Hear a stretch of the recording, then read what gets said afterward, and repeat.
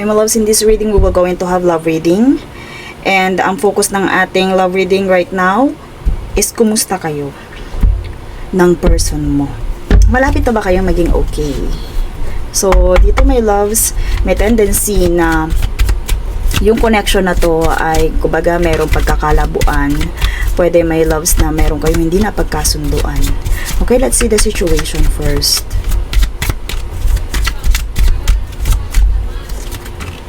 May loss dito, my loves. Pwede may loves, may isa sa inyo ng black, may isa sa inyo na agad sumuko or agad na lang hindi nagparamdam. Pwedeng ganun, my loves, na parang kumbaga cut off ang connection. Desire. So my loves, I hear na dito, my loves, may tendency na right now, kumbaga pwede, my loves, ito yung current energy because of this situation, no? So may tendency, my loves, na one of you, pwede yung person mo right now is parang tinatake advantage itong ghosted, or sabihin natin itong separation or itong space na to. Kasi meron ditong desire or sexual chemistry, my loves. I hear na, look, parang overjoyed, diba?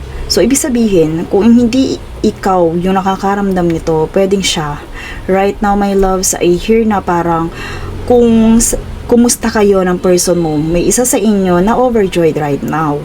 Pwede, my loves, na hindi nila nafe-feel yung losses. Hindi na nila nafe-feel yung loss. Pwedeng ganun because of this sexual chemistry. So, my loves, matatansya mo sa person mo yon kung alam mong kaya nilang gawin yon na parang makipag-connect sa iba.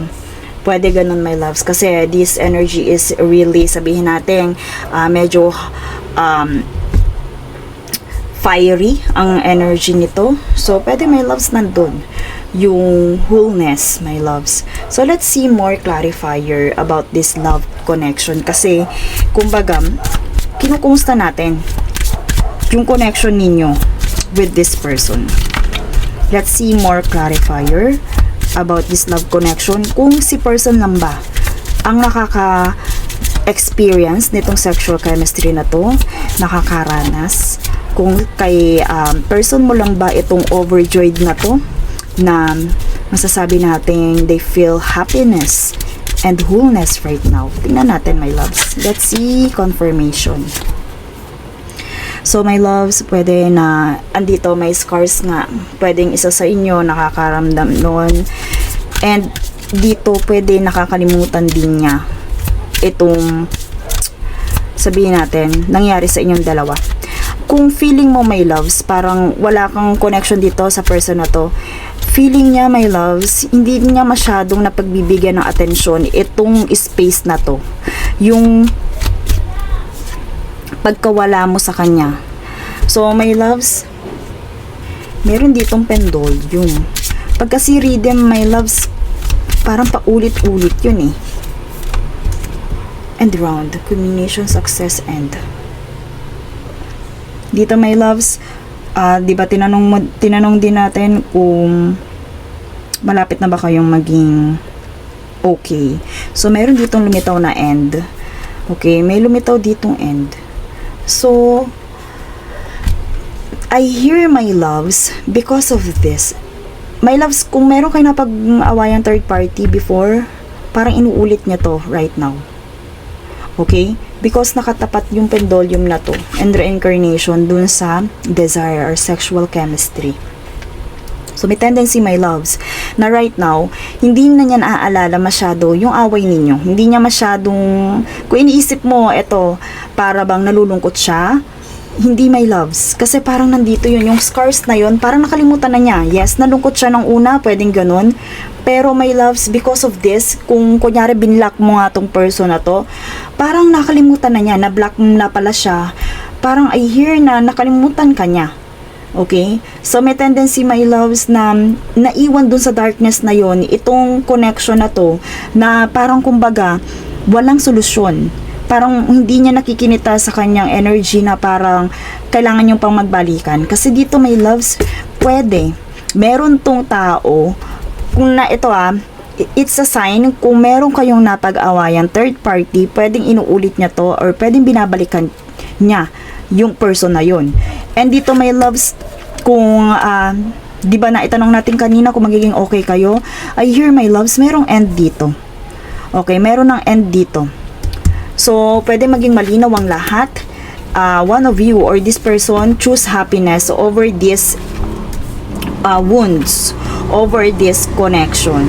So, meron dito my loves na pwedeng mag-end na itong, kumbaga kung ano man yung separation na to, mag-end na yung relationship na meron kayo. Pwede magpatuloy to, or sabihin natin, i-prioritize ng person na to, itong overjoyed na to, na limitaw dito kanina. So, my loves, let's see more. Let's see more clarifier. Kasi, kumbaga, pwede nga, yes, yung person mo right now is hindi, ito may lumitaw kasi ditong sexual chemistry. So, pwede may loves na right now, dalawa dito yung consummation and accumulation. Pwedeng ginagamit nila my loves itong time na to do this. Yung dalawa na to, my loves. Pwede ginagamit nila yung time na to para gawin to. And pwede nga my loves na pwede naman maging malinaw ang lahat and i-prioritize ang happiness. So, my loves, kung alam nyo na parang hindi nyo na kaya na maging happy pa katulad ng dati, pwede my loves na yung person mo, they want to choose happiness. They want to choose this sexual chemistry. Pwede may loves kayo din, nawalan kayo ng sexual chemistry sa isa't isa. So, alam niyo na yung ibig sabihin nun pag yung nawalan ng sexual chemistry, nawalan ng spark, my loves. Okay, let's see more clarifiers for this love connection. Pwede my loves, yun nga, hindi to... So, may lumitaw din ditong time or coffee cup. So, pag meron kasi my loves tea, di ba? Pag may lumilitaw na tea, pwede my loves iyan is pwedeng meeting or date din. So, during this time, pwede my loves na merong nakikipag-date din between you and this person. So, sa pakikipag-ayos, my loves, kung maaayos pa ba since na lumitaw yung end. Mask, my loves. So, not showing true feelings, hide and pretend. So, meron dito, my loves, gaslighting. Pwede hanggang ngayon ay hindi nila ina-admit kung ano yung kanilang naging kasalanan, kung ano yung naging pagkukulang nila in this connection.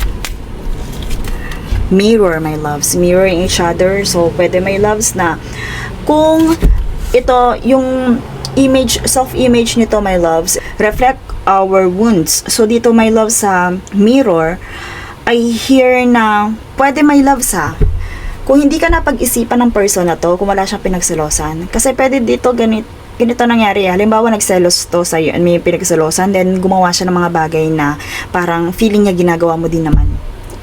Parang, doon my loves, pwede ipang-gaslight niya sa sarili niya na parang ikaw din naman.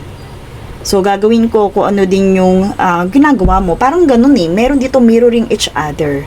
So, pwede my loves, relationship reflects doon mismo sa wounds. Kumbaga, kung ano yung ginagawa mo sa kanya, parang ginagawa din niya. Kung ano yung iniisip niya na ginagawa mo sa kanya, ginagawa din niya. Okay, let's see more. Separation na talaga, my loves. May lumitaw dito ang separation. So, kumbaga talaga, my loves, meron dito. Pwede, once na naging malinaw na ang lahat, pwede, my loves, na hindi na talaga maging okay. Pwede din, my loves, itong culmination na to, lilitaw din sa'yo, magiging malinaw din sa'yo mga bagay-bagay. Pero dito, unsure na yung future nyo with them. Kasi, pwede nga, right now, habang ikaw iniisip mo itong person na to, baka right now, ito yung ginagawa niya. Okay? Pwede my loves na gano'n na right now, they feel overjoyed. Samantalang ikaw, my loves, iniisip mo siya. So, pwede maging malinaw sa'yo ang mga bagay-bagay. Makareceive ka ng news about this. So, let's see. Sa yes or no tayo. Kung malapit na ba kayong maging okay. Kasi limitaw dito separation and end. So, dito, my loves, parehas dito na night. So, I hear, my loves, itong mga romantic proposals, invitations from them is malayo pa. Okay, Knight of Cups is about proposal, following your heart, taking action.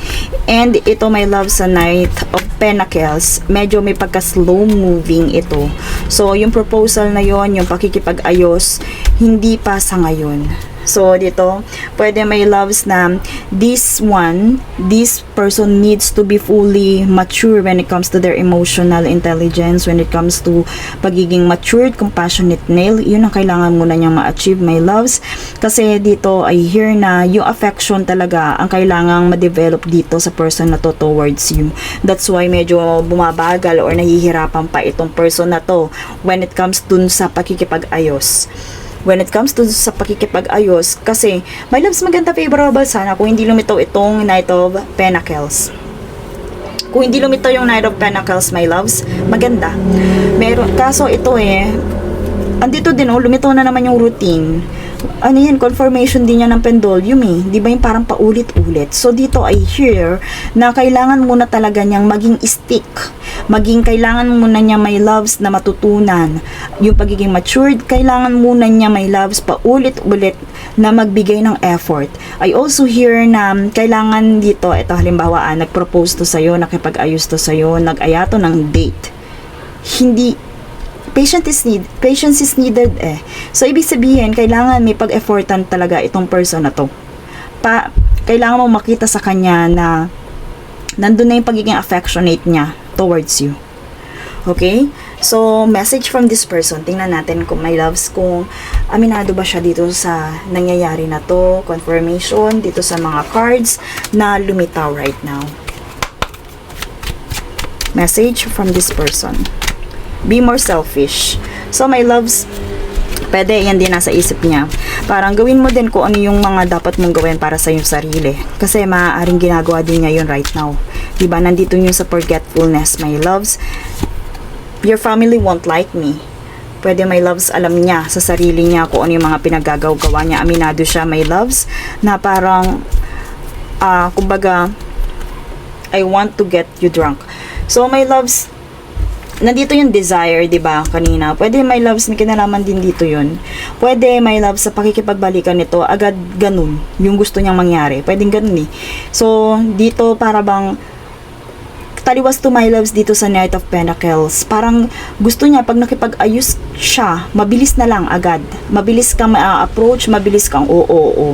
So, my loves, dito, right now, message from your person, your family won't like me. Pwede, alam niya, may mga characteristics sa kanya, may traits sa kanya na hindi magugustuhan ng family mo. And right now, they are telling you to be more selfish, na gawin mo kung ano yung nararapat during this time. So, sa pakikipagbalikan, my loves, and yun nga, during this separation, pwede, my loves, na ang approach niya sa'yo is, alam mo, yung hindi yung ligaw. Parang gusto niya yung bonding and then oo na agad, yung okay na ulit kayo. Okay, my loves? So, kasi pwede may take advantage dito na mangyayari. Pwedeng sa ganong bagay, magkabalikan na ulit kayo. Pero, my loves, dito, Knight of Pentacles ang kailangan. So, ibig sabihin, they need to be more patiently loyal and responsible. Dapat nandun yung persistence, my love, when it comes to pakikipagbalikan sa'yo. Okay? And that's all for this reading. Thank you so much and see you in my next one.